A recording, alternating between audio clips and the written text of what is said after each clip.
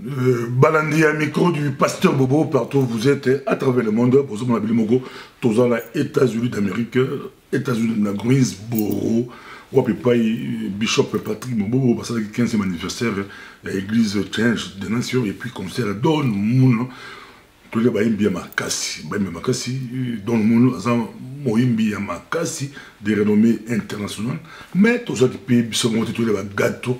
Oui, gâteau, frère, gâteau. Boyibi, dans la hébité de la Kinshasa, à Melata vers Maï, sur hébité Melata vers Maï, surtout hébité, gâteau à Bouja Kinshasa avec Boyibi Gaga, dans style Michael Jackson, mais à commander l'Amérique, à fond dans l'Amérique, et puis Nzamba Bengaï, bonne nouvelle, Nzamba Bengaï, à commencer en Zambie, il est pas Zalaki, Bayembaki, Podium Moko, Nadon Moun, Tobangaki. Mais tu sais pas qui to banga qui t'a donné mon mais t'as trouvé qui mon Afrique gâteau to eh tu n'as pas bishop pas pasteur et un bien Dallas tu n'as pas bishop Patrick Bobo bat qui belé tu dis oui ben de l'ambour le Congo mais sur n'a pas la qui sur le pso au bobaga mon connait de essayer pas la cas tu peux s'y monter et puis à un qui toko à comment sur kimia mbote frère gâteau mbote papa pasteur Bobo mbote na bande ko so bazolanda biso na à travers le monde mbote na bino nyonso bon mon frère biso te bien que moi au bunga nzuga en Amérique et c'est l'année au comme en Amérique bon ngana yaki na Amérique pour na ko sala album puisque nous avons toujours dans le monde musique la biso ya musique mondaine musique mondaine alors nous avons ça l'album moko world music à date na ngonga wana na 97 alors na komi na préparé album et tout ça là mais nous avons benga na zokima bato bazoyano bazoproposer nga biloko ebele ano yaka toza na séminaire moko bazoluka mutu akota na séminaire akoma pasteur tout ça mais nga naza pasteur nde nga za artiste musicien tout ça nazokima nzambe et wana ezalaki kaka premier signe basigne ya liboso mais à travers toute ma vie bato baza koya nzambe aza kosala ngai et puis ndenge nazo relation na nga na ye donc ezalaki vraiment ekomaki difficile puisque à serra qui va poigner tout à serrer ba bouton tout pour na ko ndi m'appelle puisque na ko kimango je toujours ça pour garder vie na wana ya kala et ko servir na ko ça la musique mais nous avons pas un plan sous donc c'est ce qui est ils ont qui m'attend pour ndi m'appelle voilà parce que je me voyais pas dans le ministère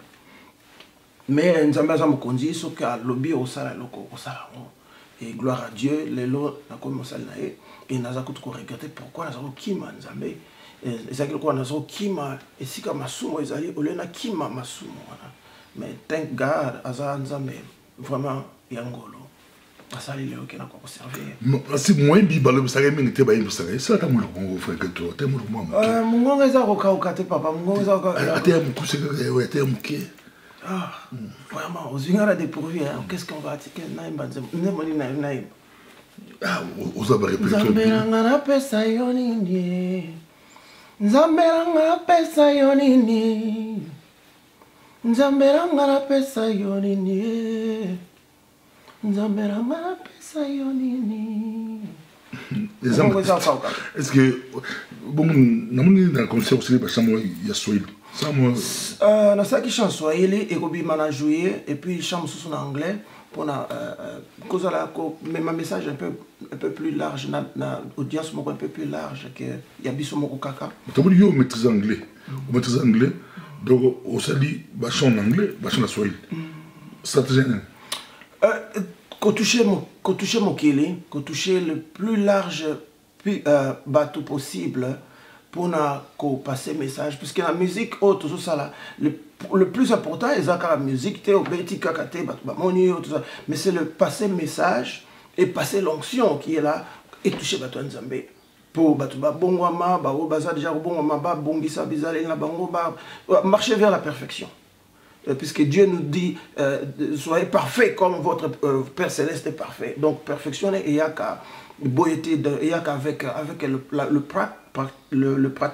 pratique et puis il y a kapeli sous il faut participer koyeba koyoka là dans le banzambe ko kola le banzambe et le banzambe en biso to véhicule on a banzembo pour batuni suba à l'église mais ce qui ba yoki le bawana ya nzambo zo véhicule nzembo et édifier bango 45 ndenge moko lokola prédicateur lokola bino pasteur aux côté so biso tozo sala ngo mena à travers koyemba ça te chamo ya swahili mungongo eza mabe makasi eloko na kosala bato bakoyoka extrait on appelle ça extrait parce que voix kaoki to yembe ba préparation moko monaki et pour voir vraiment ebongi mais et retirer un peu extrait il y a tout ça dans concert et puis non tinde là sous pour na bango ba yoka extrême sous parce que voix vraiment za mabe biso ba yembe tout ça quoi ba jouer moko ba jouer sur ba beti au mona ka so beta bien mais so bo fungoli sapato à Messi bon mona ba band kuna ba kanga ba band ba sapato ya Ronaldo so ba folongoli o ko mona ba band ba ni pour hasard tout le temps na kati ko utiliser so c'est un peu ça voix ça cassé frikato bino bout na musique mo kidi boye kat na kolo na question na koto na yo et nous biso na musique ya nzambe to ko sala poto améliorer bino pour l'expérience bout na côté ya mokidi boye kat na kolo baso na ba musique ba otala ba musique chrétien baso na ba pasteur et nous to ko sala to améliorer musique ya nzambe en tout cas first thing et local boso e ko sala nzambe abengi yo musique wana ezaka te ozobeta kaka lokola musique loyinge tout ça eza ndenge moko ta musique ya mokili biso toza na comptabilité je sais that toza na nzambe akozwa biso akojuge biso liboso la Bible nous dit akobanda jugement na ndako donc na biso na église bato ya église nde akojuge biso liboso toza na excuse mon côté ya koyekola liloba nzambe te avant kobima opesana oyeba yo moto kosala musique ya nzambe get kota na kati ya liloba nzambe kota na kati ya nzambe malgré parce que ça message moko édifiant pour le peuple nzambe oyekola musique to oyekola bible bible de message musique eza seulement musique eza seulement plateforme mais le message c'est musique eza encore véhicule mais le message. Alors, et bon, monsieur chrétien, il faut aller dans la Bible, aller dans la parole. Il faut aller dans la parole, bien pour comme ça, à terre, ou bien l'Obama Kamboueza Nanzelate. Il faut l'Obama Kamboueza Nanzela. Bon, je ne peux pas commélier. So ba commélier Nzembo, mais quand même, à la Bible. À étudier en gros, à la Bible. Donc, c'est d'abord le message. La Bible, il faut ça y est, monsieur sa musique, il faut aller la Bible. Deuxièmement, ils allaient le comment dire. Côté style est important aussi mais style comme tel est important quand on a un niveau il y a qu'on changer qu'on varier tu vois est important qu'on évolue musique chrétienne en fait on a tiré chapeau sur le plan sonore la musique chrétienne il y a Congo évolué parce que la technologie a évolué le son comme tel la qualité du son c'est bon ça plus non bon ça plus maintenant dans les arrangements et les harmonisations. Ça, c'est une autre histoire. Mais la qualité du son a évolué partout. Même les sons comme digital, comme on a accès à mon son. Mais il faut pas ça amélioration, pour casser monotonie, cause la kakate la vision congolaise proprement dite. Il faut aussi voir le monde entier. Bon, musique. Mais tout ça qui n'a pas boimbi n'a pas de monde dans le monde. Toi qui même yo, na son kitoko okipi besoin bondre studio besoin bondre okolo baleni na kotona qu'est-ce qui s'est passé cause la car un peu exigeant avec soi-même que dormir na ba laurier na yoté et que jamais satisfait quand tu la page avec la technologie bazo évoluer donc a bien évolué na base là on est cause curieux là on est bimisika sur le plan sonore et puis na yo moko ko yoka bato mususu o yebi déjà qui baza ko inspiré baza déjà l'expérience et pelé et puis vraiment qu'on s'éduquer sur ce plan là et surtout avec le Google avec la technologie we have tout un accès à il y a a lot of informations mais pourquoi dans le monde bazar exigeant humour que on lit matériel à bêter dango on lit tout ça qui posé dango avant hier atteindre directeur programme avec à travers les bilans exigeant le côté matériel technique Bible dans mokili bon bozaki très exigeant sur beaucoup de concert mais pas beaucoup au Canada Côte d'Ivoire au temps de la mort répété matériel avec bien mais pour les personnes chrétiens ba concert ba chrétien il n'y a pas d'exigence exactement yo qui beaucoup plus côté molimo ngala bi côté technique on dirait yo bien ba ko la balanda technologie mais ba c'est la honte. Il faut bas ça lango, c'est important pour la musique na biso, il faut bas ça lango et la plus et là beaucoup to koleka motuya ya nyonso. Parce que ce qu'on ozui le banzambe, ozui sikawa, au tikali à la page, et puis on diversifie un peu le style, on diversifie la musique, mais le plus important, c'est qu'on a l'intimité dans Nzambe. Parce que yo voyez mbela bato Nzambe, on tinda musique non abato bayo kalmoki, yo a l'intimité dans Nzambe te. Donc ça nango yo, alors que biso a côté yo boye, ce n'est pas nous, toyebi qui est à la trône, c'est Jésus. Donc tout ce qu'on fait, c'est élever Jésus. Jamais tu ça alors pour ngana bima gâteau non gâteau ça déjà côté kuna sala ki yango et asoka kufa ndengo wana lifelo suko pa kufa ndengo wana bo akufi na ye bo asala ki asala quand même mabiloko mais akufi na ye mais oyo ezaka ya seko pe oyo nde biso to mona sala ngo book of Revelation ya Apocalypse et la biso toutes les langues, toutes les tribus, toutes les nations, ils sont en train d'adorer le Fils, l'agneau de Dieu qui a été immolé. Doit adorer. C'est comme ça pour toute une éternité. Donc ce n'est pas nous qui sommes au trône, mais c'est Christ qui est au trône. So, il faut, biso musicien chrétien, il faut élever Jésus et Jésus seulement. Alors, intimité na Jésus, il faut ça pour onction. Pourquoi onction dans la musique? Pourquoi? Puisqu'il n'y a que plus moi. Il n'y a pas d'onction.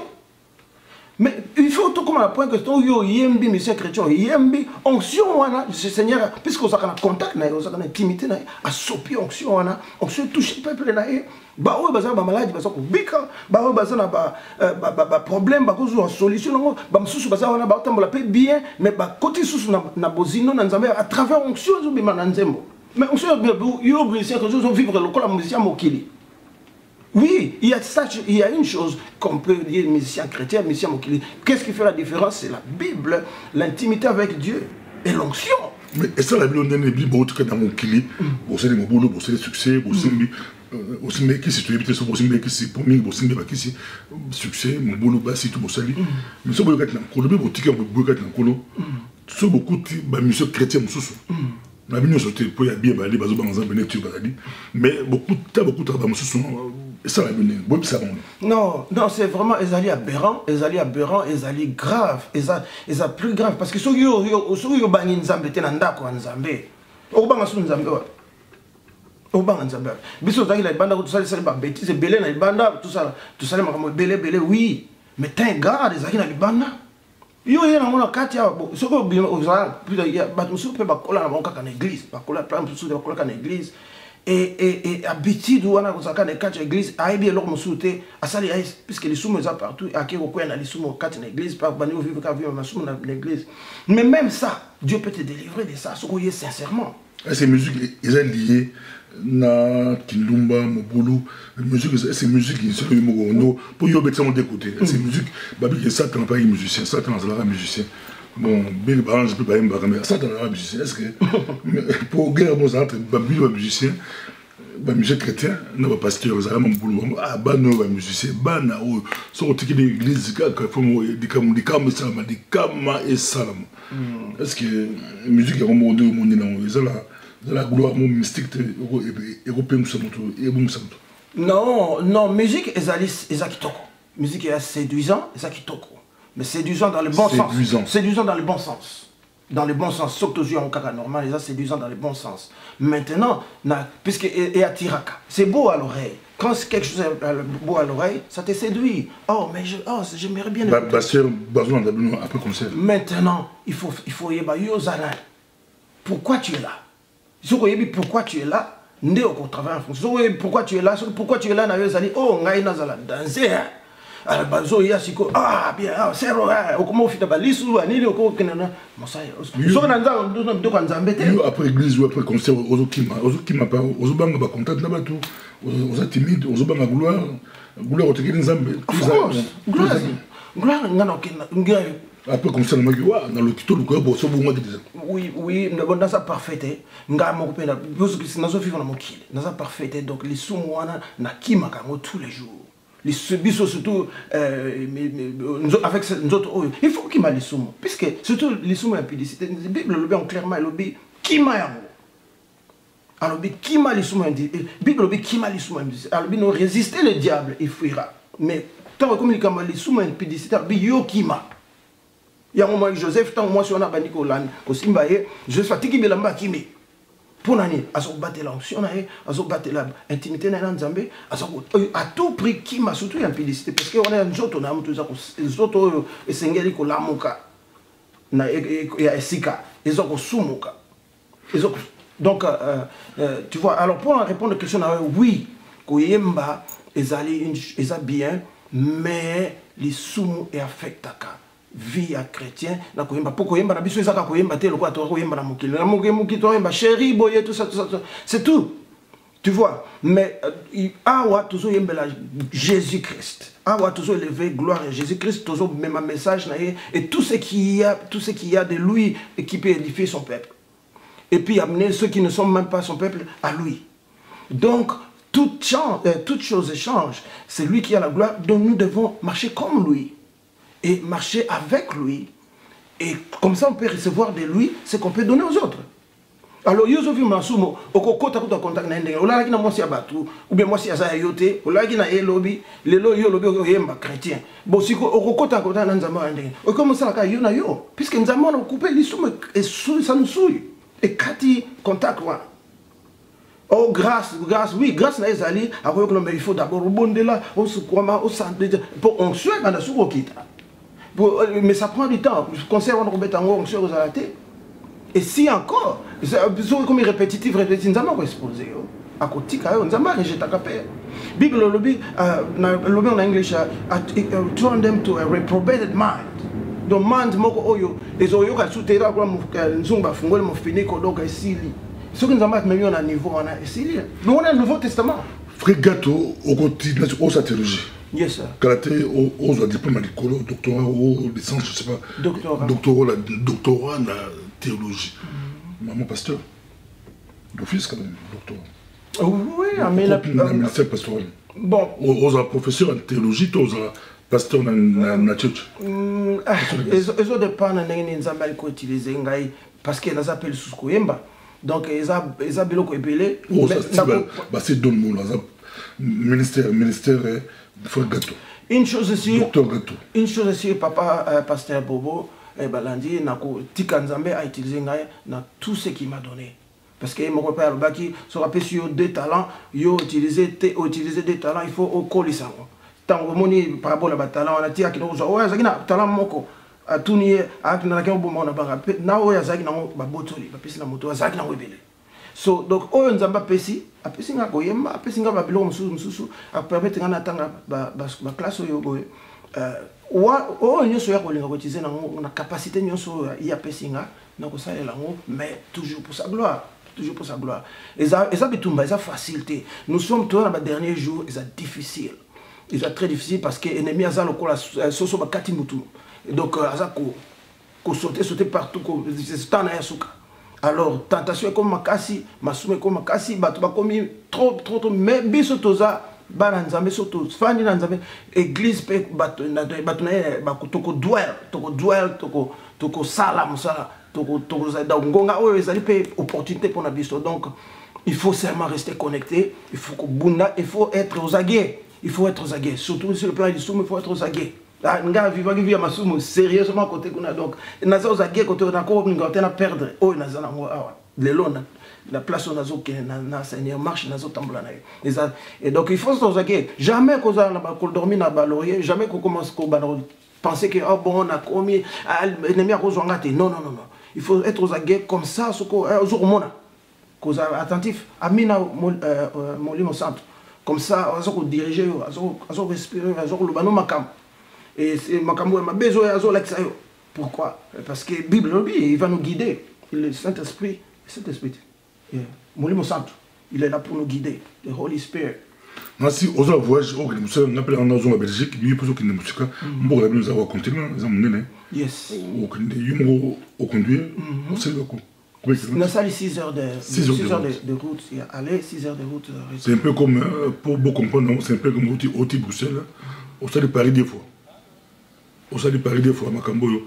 Et Zamatata, pour aller en direct dans le micro du pasteur Bobo, et ça, tout le monde va se faire sur la Belgique, mais en direct dans le micro du pasteur Bobo, tous les États-Unis d'Amérique, tous les États-Unis d'Amérique, avec le frère Gato Bivinsa. Yes. Oui. Tous les États sur la présence. Mais quels sont les projets Yosanango, frère Gato? Les projets Yosanango. Les projets Yosanango, aux amours de Tombola Kyo, na Congo Kinshasa. Tout le bâtiment, c'est la terre. Non. Les Zambie, il y a plein de absolument. Nous avons Tombola Mokana, avec Missipeyo, Lolo, OK, musique. Les projets Yosanango. Bon, en tout cas, pour le moment, le projet le plus proche est l'album Ezobima dans le mois de juillet. Album gospel, donc Banzimbo Yanzambe. Il y a des Banzimbo Swahili, les alliés, Banzimbo Lingala, les alliés, il y a Lingala anglais. Et puis après ça, donc à partir d'ango, ça peut tourner, ça promotion d'ango aux États-Unis, ça promotion d'ango en Europe et en Afrique. Et partout dans le monde, et si ka Nzambe a bongisi pour batunaï bayoka ba message on est comme.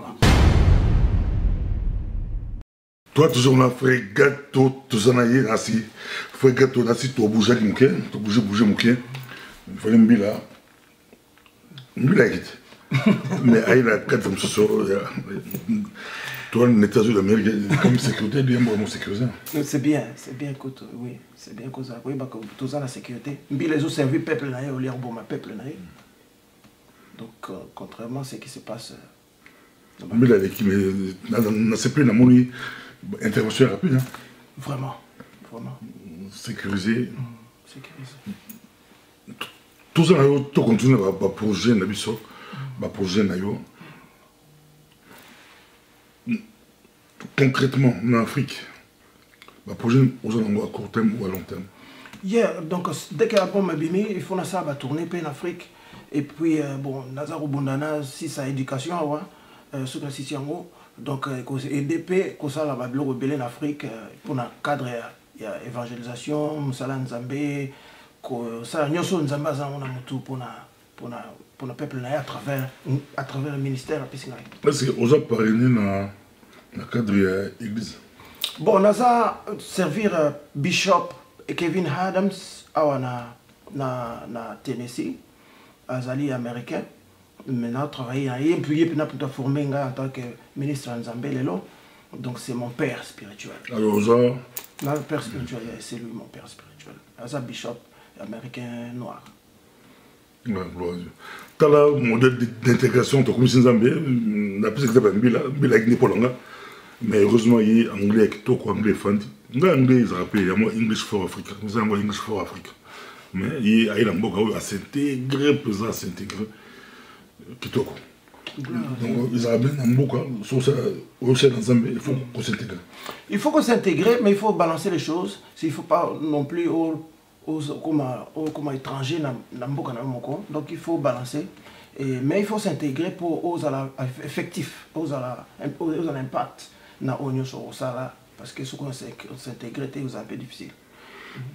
Ça va tourner dans le monde anglophone musique absolument et commençant par ici même et parce que ils ont continent mobile. Mais oui, l'anglais, ils ont beaucoup parlé, donc pour la porte est belle, pour message, ça message en jamais passé. Comment ils ont produit dans le monde, on a clippé, on a produit dans le grand Congo, il y a mon clippé, il y a un Zambie. Stratégie, il y a stratégie. Je pense qu'ils ont seulement Ngolo Nzambe. Ils ont Ngolo Nzambe. Kinshasa wana pona kobima obimi pe yo moko kena okesa mutu moko te osimbikisité c'est seulement Dieu qui peut le faire hein. On s'imbakiste non Frégato succès au sérieux s'imbakiste c'est ça le problème à Congo non le problème à Congo ils allaient jamais exploiter ça la maka sans que diable Satan azala à la source. Alors que c'est pas vrai, c'est un imitateur. Le Mutu Penza azali na source ya nyonso pe na bénédiction nyonso oyo atombola ka Bible lobi ye. Nabima na bonga na kila autant na ina na tangi na ina na yebi quand même quelques notions na yeba que warger en tout cas mais koyeba ça minimum oyo sengami. Et puis, l'INA, c'était une chose, mais avant qu'il y ait il faut des choses, quelque chose, il y a eu naturellement. Talent. Talent, voilà. Et ça, déjà, mais on a ça pour notre talent. C'est encore Dieu. Diable appelle ça mon talent. Au gars, il y a aussi c'est ina. Na si ça qui na ina, na comment ina, non na si ça qui comme tel, na comment qui na deuxième année, la première année graduate, tout ça là préparatoire, première année graduate, bon bah grève, bah nini ngabi, bon bah grève, on a bah pillage, tikanga na salle album, na salle album, cartonné et marché, nangolo nanzambe, c'est très important. Yo la mokili ngolo nanzambe. Garde, nzambe à travers mystérieux, c'est la mystérieux. Et puis mon thème nanga ezalaki, en tout cas ezalaki naïe, nazaki catholique les wana, mais moi, le sambo to mona kawana, tout semble c'était ça. Car mukie wana, nzamba mona qui sûrement fond nanga. Le sengi nzamba na ligne nzambo marché, na ligne na kota na studio, pesa ba moyen, na ligne nzambo. Bon, il y avait mon oui, j'étais étudiant, moi namuke, mais mon grand frère Azaki na moi muke a pesa ngai et puis à quoi le projet? Oui, c'est mon grand frère Tokolinda Gumoko a Ebinga. Et puis aussi, bon, et puis c'est après un moment monsieur Kokagité, donc, n'a commis lettre na Bralima. La Bible. Déjà à l'époque. Oui, n'a commis lettre na Bible. Bon, soutenir un projet album en échange, on a reçu la bino publicité à Vitalo. Il y a un moment où c'est quelle est la vitalité, Vitalo, Grenadine, all this stuff. Because Ezaki échange tout ça là qui sur le plan business quoi. Et Bangba ça qui paye sous la plus grande partie va fond pour nous ça bon. Donc mais c'était une réponse à une prière. J'ai prié pour ça et Dieu m'a donné ça. Et puis après l'indépendance dans le studio et notre travail qui n'a pas tout le coup là grand moto vraiment j'admire beaucoup Al Zimbi. Al-Zibi, vraiment, mon chapeau, mon grand frère, place aux alliés dans Mokili. Vraiment, Nzamba Benicio Makassi. Dans Mokili? Non, place aux alliés dans Mokili, à travers le monde. Là, dans Mokili, il n'y a pas rien. Non, j'ai beaucoup d'estime et de respect pour ce monsieur. Il y a une place à Zali dans Mokili. Vraiment, c'est une bonne chose. Peut-être que ça y est, on ne sait pas. Mais Ngazol Bandé, Nzamba Benir, il y a place aux alliés dans la location de Niazan dans Mokili. Parce qu'il voyage beaucoup. Il voyage beaucoup. Mais vraiment, c'est un grand héros dans l'ombre. C'est le Brakaming, était la musique congolaise. Al-Zimbi, Alfred Zimbi. Un grand. Attends, je reviens. I'm sorry. Quel rôle a joué la musique? Azali, il y a un dit Azali grand. Parce que Abet a presque tout instrument. Un grand arrangeur. Azana Azal quoi coach. Aïbi ko organisé, aïbi ko déceler ba talent et ingénieur de son. I mean, there's nothing à Salarate. L'homme moto y a Salarate. Azal vraiment un grand et j'espère que na ba génération zo ya ba Al-Zimbi musuba zo bima déjà, j'espère puisque na longo na Congo kala. Ba monsieur ba marikam. Na niveau ya mokili na niveau ya Congo. Tout na voix na oyemba inspiré OK. Bazal on appelle ça vraiment. Bazal légende ba oyo ba yeba na makasi na ba yeba na te bazal légende.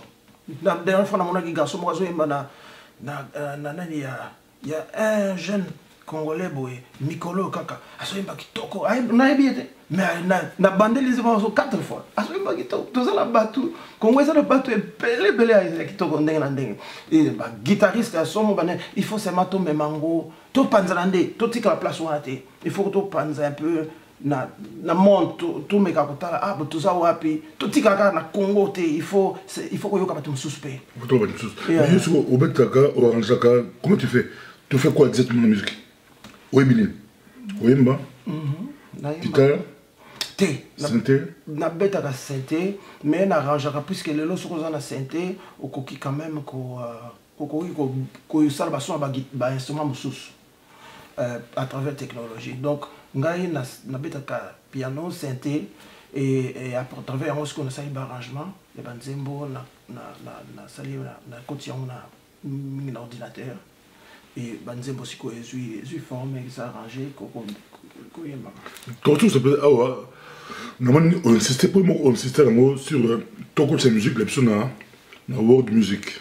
Monsieur Chrétien va s'intéresser à la pensa mais comme ça gâteau je crois même musée ya moki depuis bazolanda yo ba relation ba otala yo ba chez piano ba fali poupa bango pe bazolanda yo la tanga ya moki na tanga pe nzambe ba leur mbongo bazolanda yo ba Moïse Mbi ba di kolanda yo bano ba bi mikolo pe bazolanda yo pe ba mbuta loko fe batakala ba mbuta na ba loko fe ba li otala yo on ba nini vraiment place là qui est tout me semble comment parce que la piste comment tu me semble mon crédit et musique la musique la musique la c'est bien écoute la world music tu vois Israël Nzambe mais conseil on me bata mon crédit bas profitons bon et vous êtes un peu trop prétentieux de ma part et na peut ça va tenir sur leçon. Non, comme ça.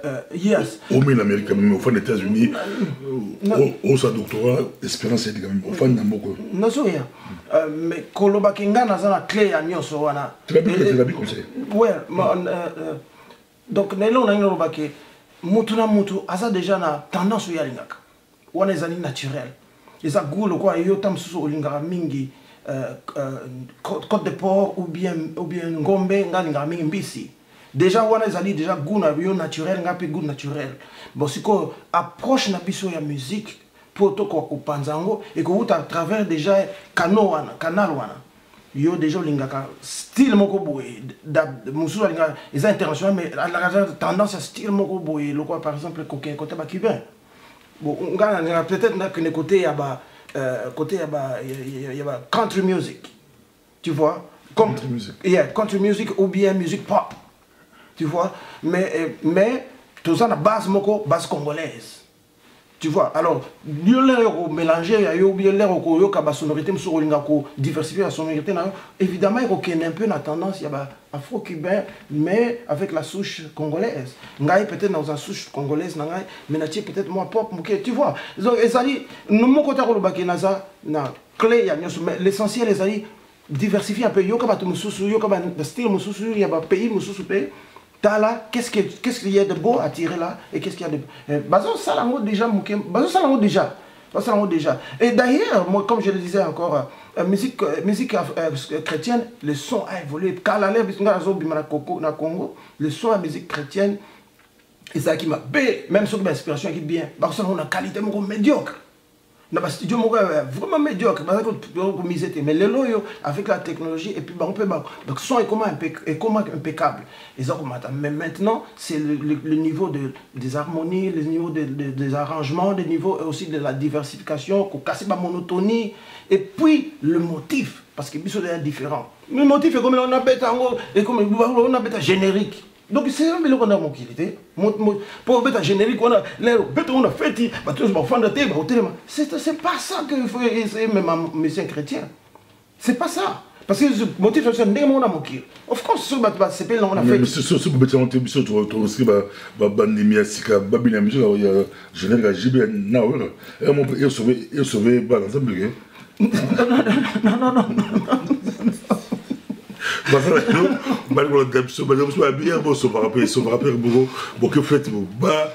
DJ avant minuit à Bini c'est plus minuit générique qui est chrétien. Kobina chrétien va s'appeler madame Kobini pe rumba Bobini pe bien chrétien.